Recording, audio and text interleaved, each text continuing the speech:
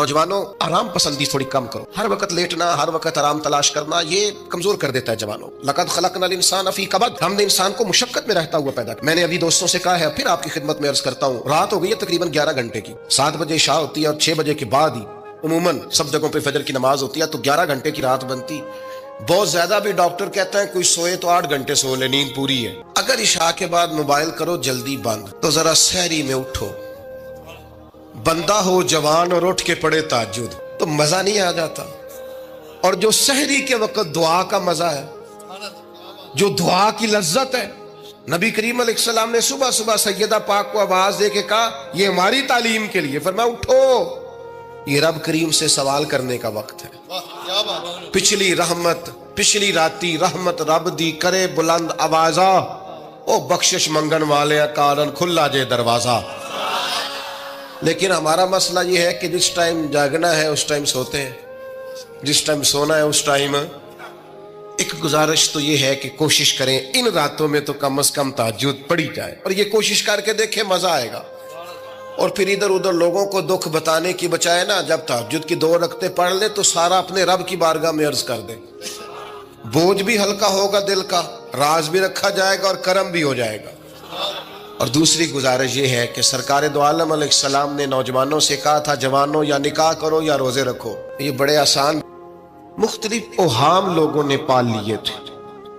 आज भी मुसलमानों के अंदर ढेर सारी ऐसी चीजें आ गई हैं जो ज़ौफ़ एतिकादी का बायस बनती हैं। इसकी को जरा कम कर दें भाई।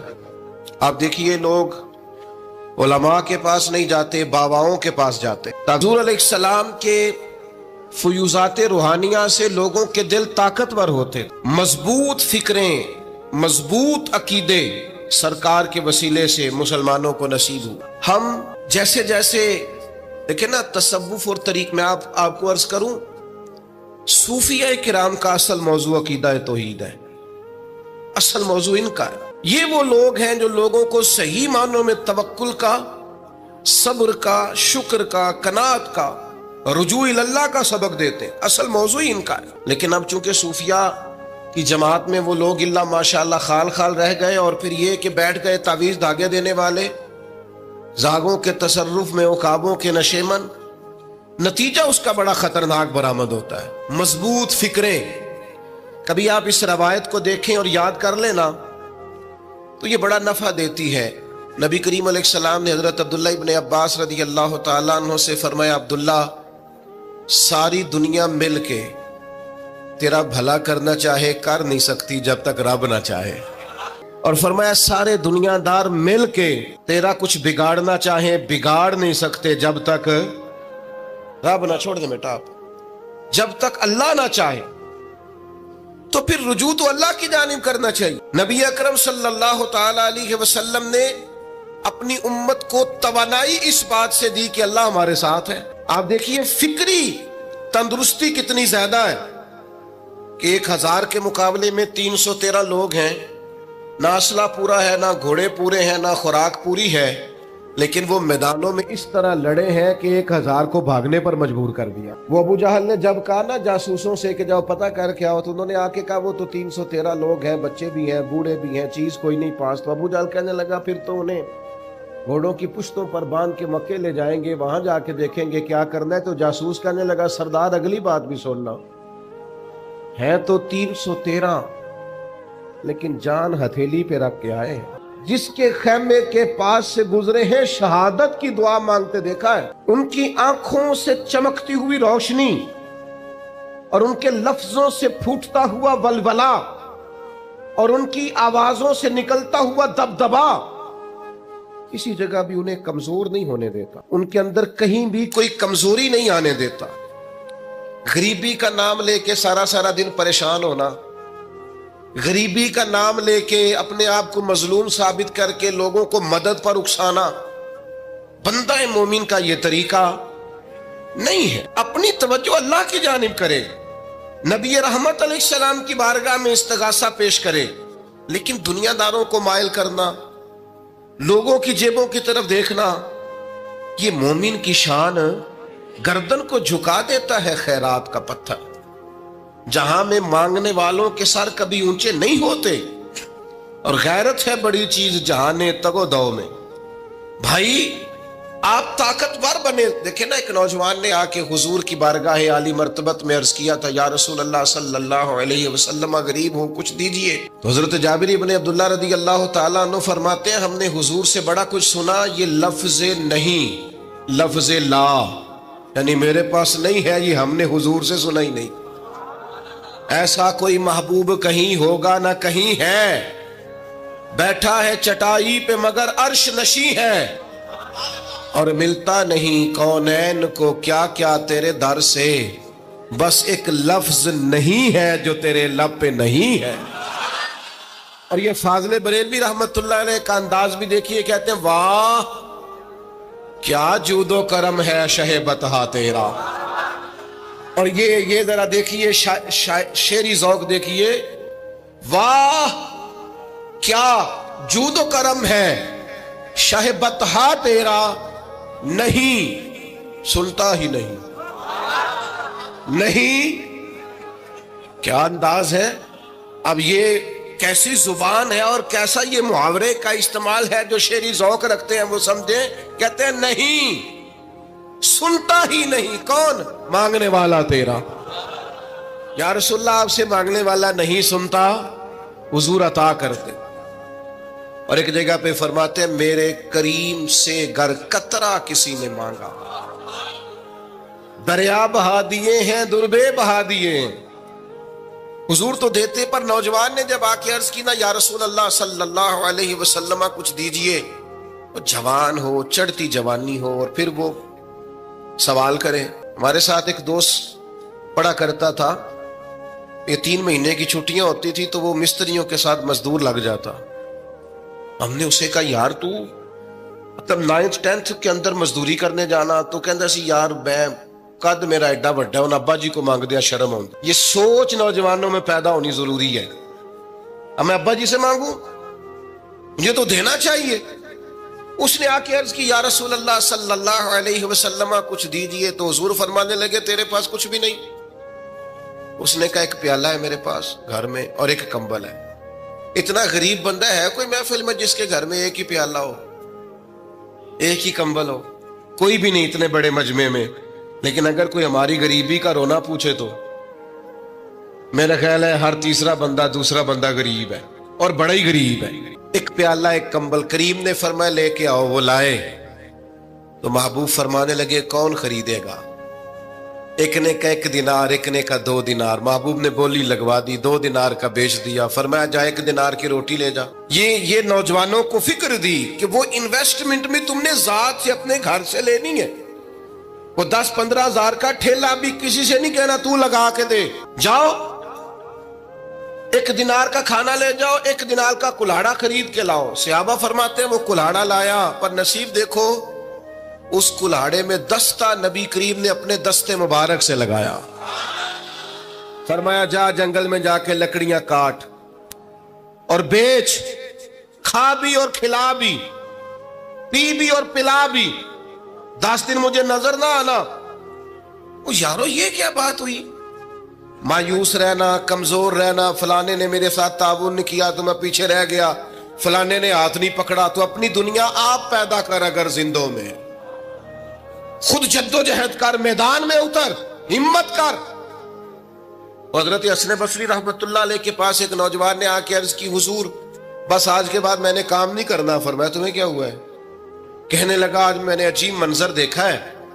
میں نے دیکھا ہے کہ ایک شیر نے شکار کیا ہے بکرے کا, آدھا کھایا ہے, آدھا منہ میں پکڑ کے پہاڑی پہ چڑھ گیا. وہاں ایک نابینا لومڑی بیٹھی تھی, باقی کا اس نے اسے کھلایا ہے. تو حضور میں یہ سمجھ گیا ہوں کہ جو رب اس نابینا لومڑی کے لیے بندوبست کرتا میرے لیے بھی کرے گا, لہذا میں نے کام نہیں کرنا. حضرت حسن بصری بڑا مسکرائے, فرمانے لگے کہانی میں کردار تو نے 2 دیکھے, ایک شیر ایک لومڑی. فرمانے لگے کیا بات ہے تیری, تو نے لومڑی بننے کا پروگرام بنایا, شیر بننے کا کیوں نہیں بنایا؟ تو شیر بننا, شکار کر, خود بھی کھا دوسروں کو بھی کھلا. یہ کیا بات ہوئی؟ امت کے جوان فائلیں لیے دفتروں کے چکر لگاتے اور اپنی بغل میں کاغذات لیے امبیسیوں کے پھیرے کاٹتے, اور ایجنٹوں سے سوال کرتے کہ مجھے ملک سے باہر جانا ہے، کیا طریقہ ہے؟ یہاں رہ کے بھی محنت ہو سکتی ہے، اپنی مٹی پہ چلنے کا سلیقہ سیکھو، سنگ مرمر پہ چلو گے تو پھسل جاؤ گے۔ دوستو سنو، میرے کریم نے فرمایا جا لکڑیاں، ایک پیشہ برا ہے میرے بھائیوں، ایک پیشہ، وہ ہے کسی کے آگے ہاتھ پھیلانا۔ باقی دنیا میں کوئی پیشہ برا، جو ٹھیلا لگاتا ہے اور مالٹے بیچتا ہے اور سیب بیچتا ہے، بڑا عزت والا آدمی، یہ شارٹ کٹ چھوڑ دو، دوسروں پہ بھروسہ کرنا چھوڑ دو۔ وہ شاعر ایک بیٹھا تھا نا، شاعر مجھ سے ناراض نہ ہو جائیں، تو کئی دفعہ وہ شعر و شاعری میں بھی ان کی حالت بڑی خستہ ہو جاتی ہے۔ جن دنوں لوگ پتلے کپڑے پہنتے ہیں، بعض شاعروں نے ان دنوں میں بھی موٹی چادر لی ہوئی ہوتی ہے۔ تو ایک جگہ بیچارہ بیٹھا تھا کونے میں، اللہ ماشاءاللہ سب کی بات نہیں، تو حالت ایسی خستہ تھی، ایک بندہ 5 روپے پھینک گیا، تو تھا خوددار، بڑی تکلیف کو اٹھا اپنے پیسے، تو اس نے کہا آپ کی حالت بتا رہی ہے، آپ کو ضرورت ہے۔ اس نے کہا ضرورت پڑی تو اللہ رسول سے مانگوں گا، تیرے سے کیوں مانگوں گا؟ شعر بڑا قیمتی کہا، اس نے کہا یہ آرزوئے کرم اور میں آپ سے کروں، یہ آرزوئے کرم اور میں آپ سے کروں، یہ بھیک اس کو دیجئے جس کا خدا نہ ہو۔ میں تو وارث ہے میرے اللہ رسول، میں کو لاوارث ہوں کہ تیرے سے مانگتا پھروں؟ ماشاءاللہ ماشاءاللہ۔ بس ہم سمجھے ہماری قیمت وصول ہو گئی، اگر خودداری پر نوجوان نعرے لگانے لگ گئے تو پھر تو بات بن گئی، لگتا ہے محنت کا ارادہ بن گیا ہے۔ انشاءاللہ تعالی کشکول ٹوٹنے کا ٹائم آ گیا ہے، کرم کی برکھا برسے گی، یہی ملت کا جوان قیادت کرے گا۔ اور یاد رکھنا، ہمیشہ قیادتیں غریبوں کے بچوں نے کی ہیں، جنہوں نے آدھی قیمت پہ کتابیں لے کے پڑھی ہیں، بڑی ڈگریاں انہوں نے حاصل کی ہیں۔ یہ کمزور نہ پڑھو، نبی پاک داعیہ اللہ ہے، حضور نے جگایا ہے، 15 دن نظر نہ آنا، مزدوری کر۔ وہ نوجوان 15 دنوں کے بعد آیا، اب تیرا حال کیا ہے؟ اس نے کہا حضور پہلے ایک پیالہ تھا نا، اب سارے گھر کے برتن بن گئے، پہلے ایک بستر تھا، اب سارے گھر کے بستر۔ اور نوجوانوں، ہم نے سہارا بننا ہے۔ ماں سے کہنا ہے اب تو نے آنسو نہیں بہانے، تیرا پتر بڑا ہو گیا ہے۔ بہن سے کہنا ہے اب تو کبھی پریشان نہیں ہوگی، تیرا بھائی بڑا ہو گیا ہے۔ بوڑھے باپ کے پاس بیٹھ کے کہنا ابا جی بس اب آنسو پونچھ دو، آج کے بعد پریشان نہیں ہونا، پتر جوان ہے۔ اپنی بیوی سے، بچوں سے کہنا کہ کسی خواہشات پوری کرنے کے لیے تمہیں دیر تک انتظار نہیں کرنا پڑے گا، ہم میدان میں ہیں، بس اپنی مٹی پہ چلنے کا سلیقہ سیکھو، سنگ مرمر پہ چلو گے تو پھسل جاؤ گے۔ نبی پاک نے محنت کو سپورٹ کیا ہے، مشقت کو سپورٹ کیا۔ حضور علیہ السلام نے فرمایا سب سے بہترین کمائی وہ ہے جو تو اپنے 2 ہاتھوں سے محنت کر کے کھاتا ہے۔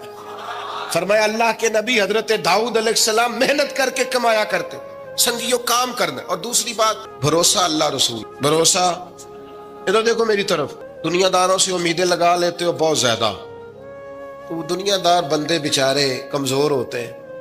جی یہ الیکشن کے دن تھے، گزشتہ سے پیوستہ الیکشن جو گزرا ہے، تو میرا ایک پیار والا دوست بھی ایک ایم کے امیدوار کا بڑا ووٹر سپورٹر تھا، یہاں اس نے اس کا بیج فوٹو والا لگایا ہوا تھا۔ میں رات کو دیر سے جلسے سے لوٹ رہا تھا تو وہ کھڑا تھا باہر، اور اندر امیدوار صاحب تقریر کر رہے تھے۔ میں نے کہا ادھر آ، وہ آ گیا۔ میں نے کہا تم بڑا ووٹر سپورٹر ہے، جا تقریر سن جا کے، تیرا لیڈر تقریر کر رہا ہے تو باہر گھوم رہا ہے۔ کہندا ہے پیر صاحب جھوٹ پہ ماردا جو سارے جھوٹ بول رہا ہے، کرنا کرانا کچھ نہیں۔ تو میں کہ یار جی ایڈے پکے ووٹر سپورٹر نو بھی پتا ہے کہ جھوٹ پہ ماردا ہے، تو ہم تو ویسے ہی سپورٹر نہیں ہیں، ہم نے تو کی محبت تو سیاست کا چلن چھوڑ دیا، ہم اگر عشق نہ کرتے تو حکومت کرتے۔ او بھائی، جب پکے ووٹر سپورٹروں کو امیدیں نہیں ہیں تو آپ کن سے امیدیں لگائے بیٹھے ہیں؟ آپ جدوجہد کریں، اور امیدیں اللہ رسول سے۔ نبی پاک علیہ السلام نے فرمایا جو رب پہ بھروسہ کرے گا اللہ کی رحمت اس کی کفایت کرے گی۔ وَإِن يَتَوَكَّلْ عَلَى اللَّهِ فَهُوَ حَسْبُهُ، وہ اللہ پہ بھروسہ کرے گا اللہ اس کے لیے کافی ہو جائے گا۔ ادھر دیکھو یار موبائلوں والے دوستوں، بات سنو، گھبراہٹ نہیں، ٹینشن نہیں، انزائٹی نہیں، ڈپریشن نہیں۔ مومن اور ڈپریشن، مومن اور انزائٹی، مومن اور ٹینشن، وہ جی مجھے پتہ نہیں مجھے کیا ہو رہا ہے جی، مجھے خوف آتا ہے۔ آپ کو خوف آتا ہے مومنوں کے؟ آپ کو یہ کرونا کے دن تھے تو مجھے لے گئے ایک سرکاری ہاسپٹل میں، آپ کچھ یہاں بات کریں، لوگوں کو حوصلہ دیں، تو ایک ڈاکٹر صاحب مجھ سے کہنے لگے جی مجھے نہ تنگ جگہ بڑی گھٹن ہوتی ہے، تو موت سے بڑا ڈر آتا ہے، قبر تو بڑی تنگ ہوتی ہے۔ میں نے کہا ڈاکٹر صاحب کچھ بھی نہیں، کہنے لگے سانس ہی نہیں آتا، چاروں جانب سے بند ہے۔ تو میں نے کہا بچہ بھی تو ماں کے پیٹ میں سانس لیتا ہے نا۔ آپ نے تو سبحان اللہ کہا، وہ ڈاکٹر تھے، انہوں نے نہیں کہا۔ وہ کہنے لگی جو تے اماں لیندی صاحب، ہنستے نہیں جی، باتیں ہنسنے کو نہیں سنا رہا، میں فکری باتیں کر رہا ہوں۔ کہا وہ تو اماں آکسیجن لیتی ہے تو بچے کو جاتی ہے۔ تو میں نے کہا چلے ڈاکٹر صاحب وہ جو انڈے سے بچہ نکلتا ہے اس کے تو چاروں جانوں کوئی صورت نہیں ہوتی سانس کی۔ تو مجھے کہنے لگے آپ کہنا کیا چاہتے ہیں؟ میں نے کہا میں یہ کہنا چاہتا ہوں قبر کی دو حالتیں ہیں، قبر دوزخ کے گڑھوں میں سے گڑھا بھی ہے اور جنت کے باغوں میں سے باغ بھی ہے۔ سنو یار، اللہ آپ کو خوش رکھے، ماشاء اللہ۔ سنیں جی سنیں، میں نے کہا اگر کسی کا یہ ذہن بن جائے کہ مرنے کے بعد میں نے باغ میں جانا ہے، ایک منٹ کے لیے سوچو نا یار، یعنی ادھر قبر بند ہوئی تو نیچے باغ، اور باغ بھی معمولی نہیں، جنت کے باغوں میں سے باغ، اور باغ ایسا شاندار جس میں آنکھ کھلی تو پہلی زیارت ہی مدینے والے معبود کی۔